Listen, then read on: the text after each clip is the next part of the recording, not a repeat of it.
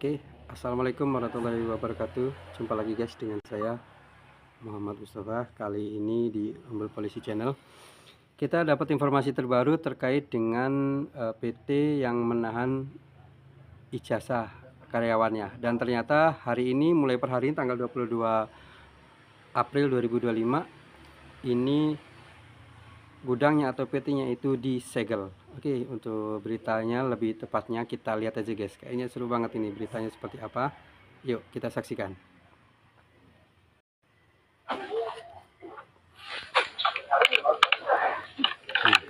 Ini dia.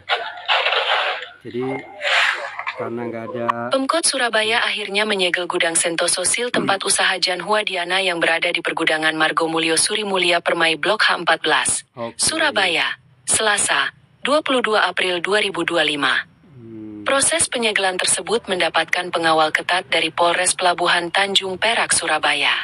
Wali Kota Surabaya Eri Cahyadi datang secara langsung dan memimpin jalannya penyegelan.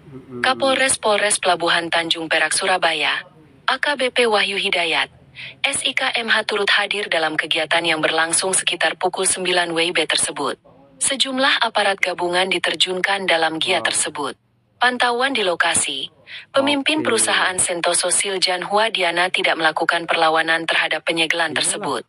Langkah penyegelan tersebut menindaklanjuti hasil pengecekan perizinan UD Sentoso Steel oleh jajaran terkait. Berdasarkan izin kelengkapan gudang, Sentoso Steel hanya memiliki surat keterangan rencana kota, SKRK, tahun 2012 dan izin mendirikan bangunan, IMB, tahun 2013. Namun, petugas tidak menemukan data nomor induk berusaha, NIB, dan tanda daftar gudang, TDG, di sistem OSS untuk gudang di J Margomulyo Industri nomor 232, alamat lama J Margomulyo Industri 2H14. Oke, ternyata dari informasi yang beredar guys, ternyata itu emang nggak ada surat-suratnya ya kan, dan akhirnya seperti ini kan.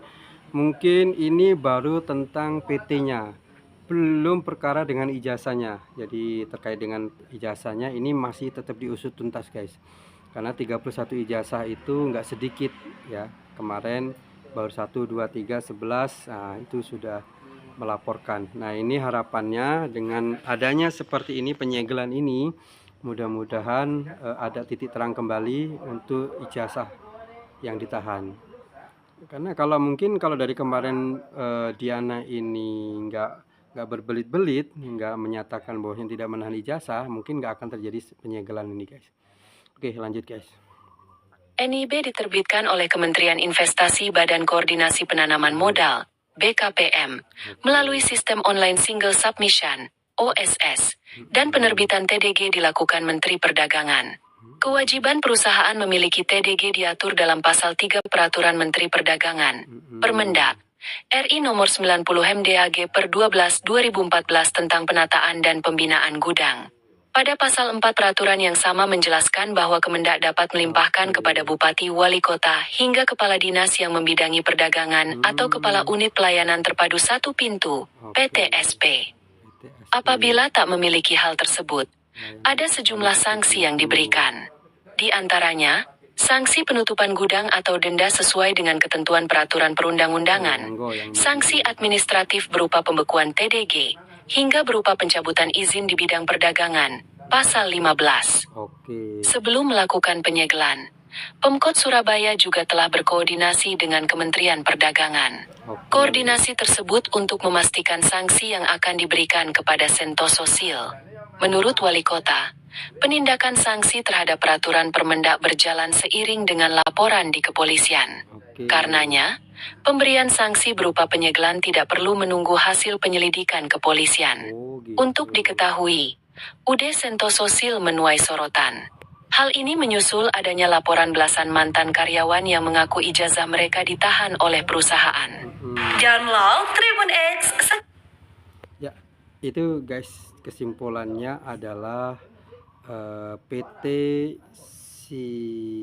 pokoknya PT inilah, apalah itu namanya, susah namanya. Jadi disegel guys. Nah ini bukan berarti perkaranya berhenti guys, karena terkait dengan ijazah ini masih berlanjut. Karena Kalau cuma menutup segel, menutup gudangnya saja, itu ijazahnya nggak kembali, itu akan tetap jadi perkara. Jadi mungkin ini langkah awalnya adalah menutup menyegel gudangnya. Nah, nanti baru ke ijazahnya sembari waktu berjalan. Karena melihat informasi sih emang saya lihat kayaknya sih berita selanjutnya sih Gubernur Bu Khofifah itu kayaknya mengambil langkah tegas kayaknya guys. Karena mungkin menurut masukan-masukan dari apa namanya